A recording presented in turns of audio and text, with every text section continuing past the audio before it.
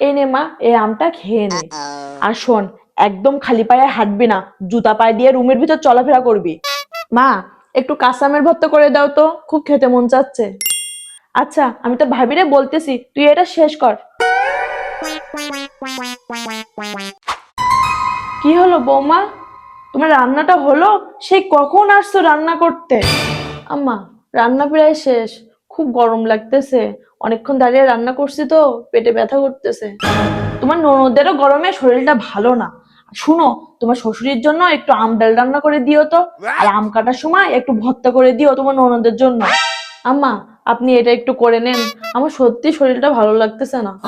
এমনি আমার শরীরটা ভালো না, তুমি আস্তে ধীরে করো তো, ঠিকই পারবা।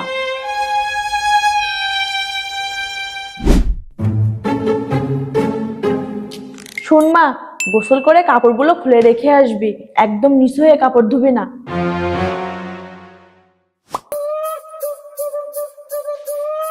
শোনো বৌমা, বাথরুমে এক বালতি কাপড় ভিজিয়ে রেখে আসছি, একটু কষ্ট করে ধুয়ে দিও তো।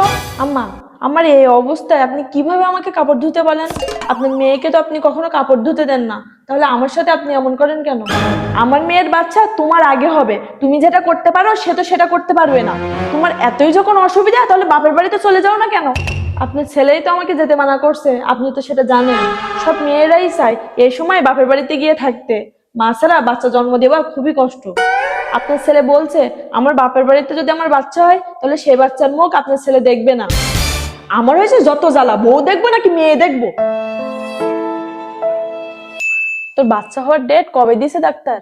সামনের মাসে দিছে। মা, আমার শ্বশুর বাড়ির পাশে একজনের নর্মালে বাচ্চা হওয়ার সময় সে মারা গেছে। এটা শুনে আমার খুব ভয় লাগতেছে। মা, আমি সিজারই করব, তুমি একটু ম্যানেজ করো। আমারও তোরে নিয়ে ভয় হয়, আমার ছোট মেয়ে কেমনে যে কি করবে। শোন, তোর কাছে যদি কেউ কিছু শুনে, বলবি কি বাচ্চার পজিশন উল্টা, ডাক্তার বলছে সিজার করতে। আমিও তোর বাপ ভাইকে একই কথা বলবো।